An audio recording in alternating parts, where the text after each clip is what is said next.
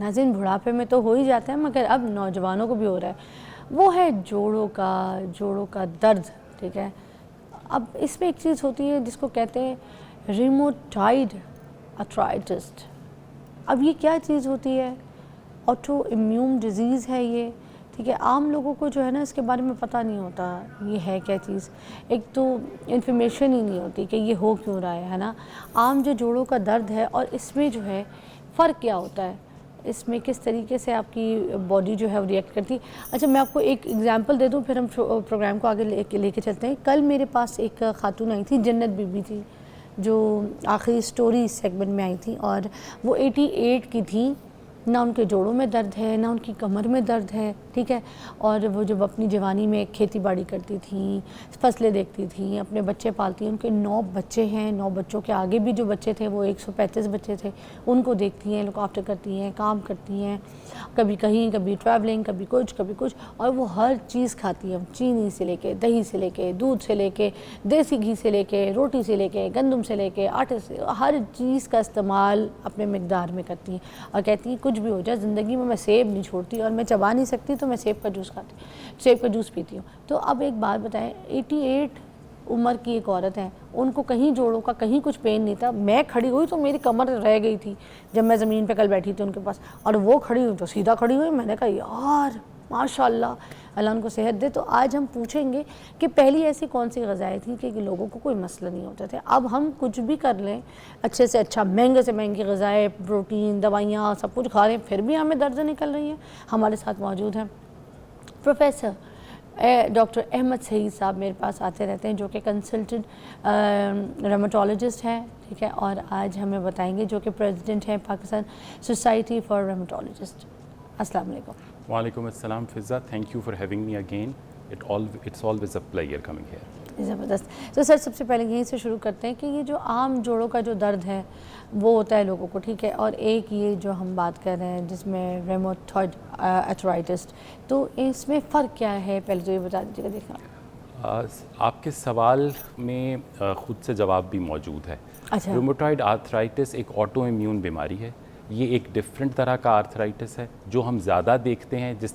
जिस चीज़ के लिए आप बहुत हैरान भी हैं, और यकीनी बात है जन्नत बीबी इज़ वेरी लकी कि उनको ऑस्टियो आर्थराइटिस नहीं है। वो एज वाला आर्थराइटिस है जो आप एक्सपेक्ट कर रही थी कि जन्नत बीबी को होगा, कि कोई घुटना ख़राब होगा, चलने में कोई दिक्कत होगी, कोई कमर के मोहरों की डिस्क आगे पीछे हुई होगी, कोई गर्दन में दर्द रहता होगा, जो उनके नहीं था। She is very lucky. लेकिन ये समझ लीजिए कि 50 की उम्र के बाद बेशतर लोग, जिसमें मैं कहूँगा 20% से 25% तक आबादी जो उस एज ग्रुप की है, उनको ऑस्टियो होता है।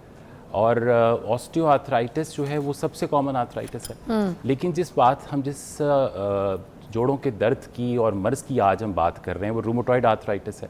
ये यंगर एज ग्रुप के लोगों को भी हो सकता है। इसमें यंग फीमेल ज़्यादा मुतासर होती हैं। चाइल्ड बेयरिंग यानी वो वक्त जिसमें उन्होंने अभी बच्चे पैदा करने हैं, 18 से लेकर 40-45 साल की उम्र के दौरान इसका ऑनसेट सबसे ज़्यादा होता है इस मर्ज़ के अंदर। और उसमें फ़र्क ये है कि इसमें सोजिश कार फरमा है उसमें ज़्यादा, और इसमें आपका अपना डिफेंस सिस्टम जो ऑटो इम्यून डिज़ीज़ होती है उसमें क़ुव्वत मुदाफ़ियत का निज़ाम अपने ही जोड़ों के ख़िलाफ़ हो जाता है। उसका काम था कि वो बाहर से आने वाले जरासीमों से लड़ता, वायरस से, बैक्टीरिया से, लेकिन वो कुछ उसमें ऐसी ख़राबी तब्दीली आती है कि वो अपने ही जोड़ों की सोजिश उसमें करना शुरू कर देता है, स्पेशली जो झिल्ली है उसके अंदर, जिससे। मगर वो क्यों करना शुरू कर देता है? क्या वो ये एक इसमें इन्वायरमेंट के ट्रिगर्स हैं, जैसे कुछ इन्फेक्शंस हैं जिनकी वजह से ऐसा होने का इम्कान हो सकता है।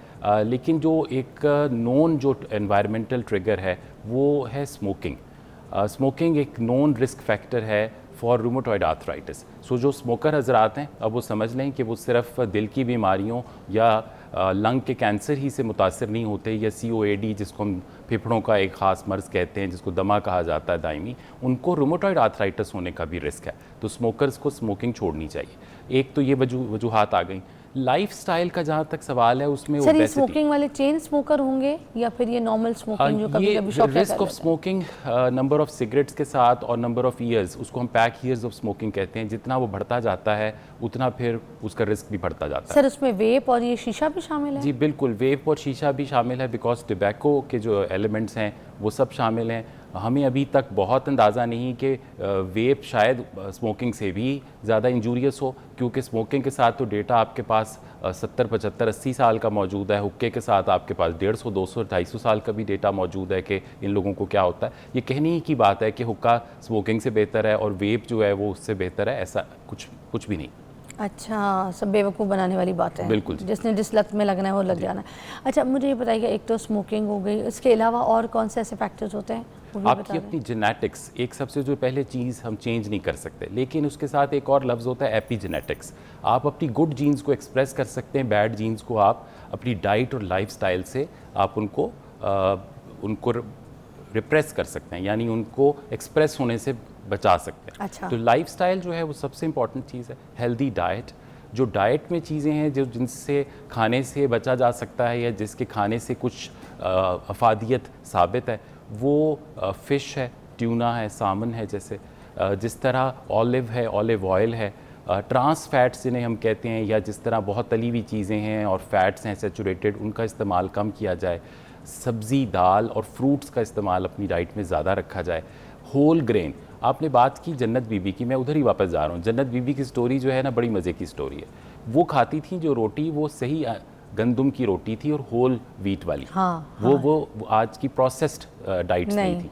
वो जो अब हमारे बच्चे पिज़्ज़ा के ऊपर जो चीज़ लगा हुआ खाते हैं, जो चिकन या वो जो सॉसेजेस का होता है, वो सब प्रोसेस्ड है और मैदे वाला मैदे पिज़्ज़ा की है, आपको चीज़ें पता है। हैं। तो ये चीज़ें देखिए कि वेस्टर्न वर्ल्ड का जो डाइट है, वो सारी डाइट्स उनकी ख़राब नहीं है। हाँ। या जो हमने उनसे इनहेरिट की हैं, हमने ये भूल गए बिल्कुल कि उसी रीजन जहाँ से पिज़्ज़ा आया था, वहाँ पे मेडिटेरेनियन रीजन में देखिए कि वो खाते क्या हैं। उनके यहाँ तो सबसे ज़्यादा बल्कि सैलड्स और फ्रूट्स, वेजिटेबल्स, ट्यूना, ये सब चीज़ें हैं वहाँ पर। हाँ। सामन है वहाँ पर, लेग्यूम्स हैं जिसको दालें बोलते हैं, बीन्स हैं।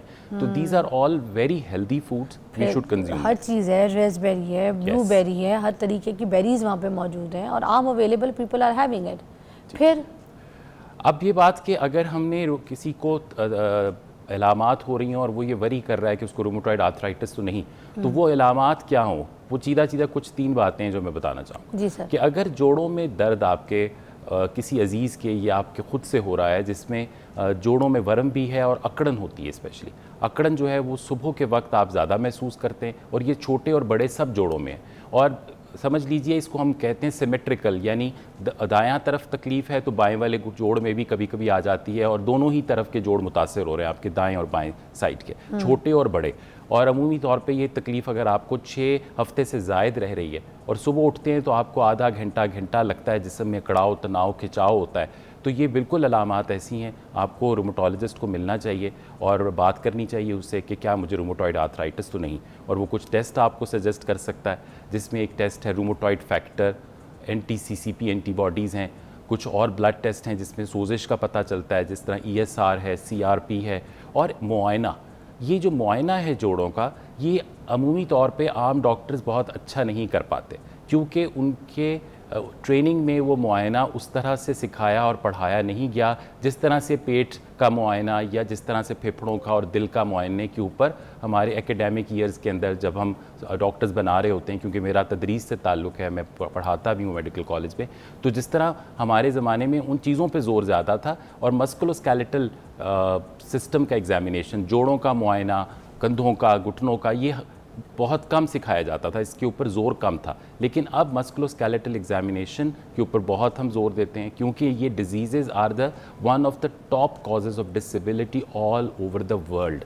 सो इसलिए इसके ऊपर अब बहुत ज़ोर है, इसके डिपार्टमेंट्स होने चाहिए, इसके पढ़ाने वाले मेडिकल कॉलेजेस में होने चाहिए, ताकि पहले नंबर पे हम जो डॉक्टर्स हैं उनको एजुकेट करें, ताकि वो डायग्नोज कर सकें। और वो सही तशख़ीस तभी होगी जब डॉक्टर जानता होगा कि मरीज़ की अलामात क्या है। ठीक है।